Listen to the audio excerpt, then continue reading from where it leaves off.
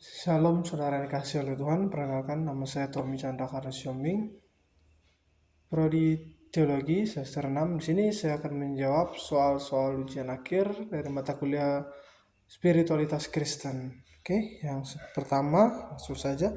Jelaskan apa yang dimaksud dengan spiritualitas dalam konteks Kristen. Bagaimana spiritualitas ini berbeda dari praktik ritual keagamaan. Oke, spiritualitas dalam konteks Kristen adalah untuk membangun hubungan kita kepada Tuhan supaya semakin lebih dekat lagi. Dan di sini dikatakan bagaimana spiritualitas ini berbeda dari praktik ritual keagamaan. Ya, spiritualitas Kristen itu adalah supaya kita memiliki hubungan yang lebih dekat dengan Tuhan, atau tujuan kita memiliki hubungan yang lebih dekat. Itu maknanya supaya kita lebih dekat dengan Tuhan. Sedangkan ritual itu adalah ritual keagamaan adalah mengacu pada praktek ritual agama yang terorganisir. Oke, yang nomor 2, yang dikatakan, sebutkan dan jelaskan beberapa meditasi yang saudara ketahui dalam spiritualitas Kristen. Oke, yang pertama meditasi doa, yaitu menghubungkan meditasi dengan doa ya. Dari situ kita bisa berdoa dan membangun hubungan kita dengan Tuhan lewat berdoa. Kita berkomunikasi lewat doa kepada Tuhan. Yang kedua, meditasi dengan alam, yaitu kita pergi ke alam bebas. Di situ kita merenungkan kebaikan Tuhan, merenungkan kebesaran Tuhan yang telah menciptakan alam ini dengan luar biasanya. Dan ketiga adalah meditasi visual. Meditasi visual itu adalah kita membayangkan kejadian-kejadian yang ada di dalam Alkitab itu. Kita bayangkan, sambil kita renungkan. Oke, itu saja mungkin nomor 2 ya. Sekarang kita kepada nomor yang ketiga. Ini nomor 3 di sini dibilang peran doa sangatlah penting dalam pengembangan spiritualitas orang Kristen. Apa saja jenis-jenis doa yang umum dilakukan dan bagaimana mempengaruhi hubungan seorang dengan Tuhan. Oke, apa saja ya jenis-jenis doa yang umum dilakukan. Pertama itu menurut saya adalah doa mengucap syukur. Di sini kita biasanya lakukan itu pagi-pagi. Ketika kita bangun, kita berdoa mengucap syukur kepada Tuhan. Itu menurut saya akan membangun hubungan kita kepada Tuhan yang lebih dekat lagi. Karena apa? Karena kita berterima kasih kepada Tuhan karena Dia telah menjaga kita sampai pada pagi hari. Gitu. Selanjutnya adalah doa permohonan. Nah, ini doa yang sering diucapkan orang ya, doa permohonan atau doa syafaat. Doa di mana kita meminta kepada Tuhan, meminta sesuatu yang kita mau kepada Tuhan. Nah, ini juga sangat membangun hubungan kita kepada Tuhan ya.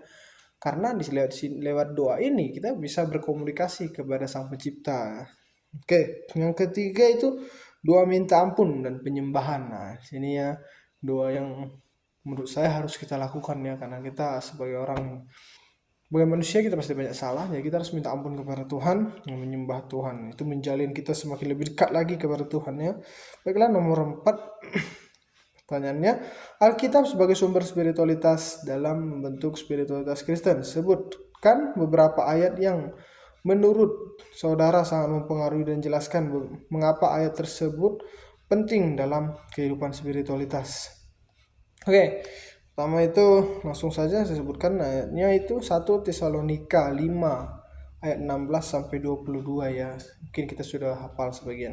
Sini dikatakan di dalam ayat itu sangatlah membangun kita, karena ayat itu mengajak kita untuk tetap memiliki hubungan dengan Tuhan dengan cara ya berdoa, seperti yang dikatakan tetaplah berdoa, mengucap syukur gitu ya. Sini kita disuruh kita untuk mengucap syukur, dan juga jangan padamkan roh dan jauhi kejahatan ya. Ayat ini sangat-sangat luar biasa untuk spiritualitas kita ya, supaya kita lebih dekat lagi hubungan kita kepada Tuhan. Nah, ini menurut saya ayat yang sangat luar biasa untuk membangun spiritualitas kita sebagai pemuda-pemudi Kristen ini ya.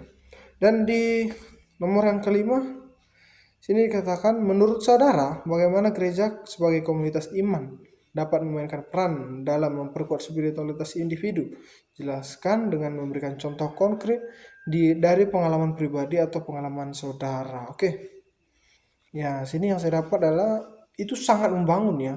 Komunitas Kristen itu sangat membangun kita supaya kita memiliki lebih lagi spiritualitas kita kepada Tuhan. Itu contohnya itu ketika saya ada satu komunitas di daerah di tempat saya ini, ketika ada seorang anak yang ya dia Kristen tapi dia belum mengenal Tuhan begitu.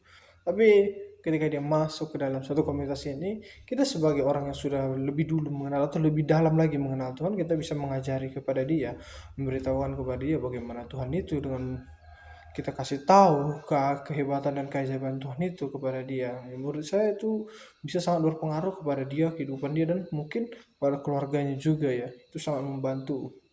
Itu pengalaman pribadi ya. Oke, sekarang kita ke nomor 6. Langsung saja, tantangan apa yang saudara hadapi dalam menjaga spiritualitas di era modern ini? Solusi yang saudara terapkan untuk mengatasi tantangan tersebut. Ini mungkin hampir semua pemuda atau anak-anak Tuhan mengalami tantangan ini ya. Menurut saya tantangannya adalah seperti media sosial atau HP, gadget gitu ya.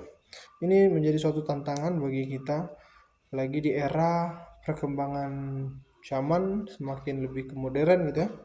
Tantangannya sangat di mana-mana, ini sebagai tantangan bagi anak-anak Tuhan ya. Oke, solusi yang saya dapat adalah mungkin lebih bisa mengurangi yang tadinya 1 hari, setengah hari, tadinya 3 jam, 2 jam gitu ya, kita kurangi.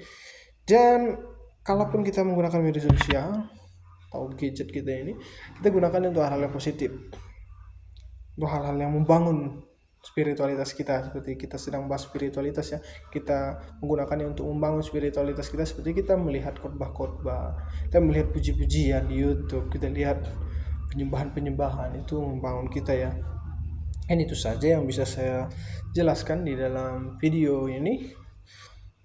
Mungkin kalau ada kekurangan dari saya mohon maaf, dan saya mengucapkan terima kasih dan juga shalom.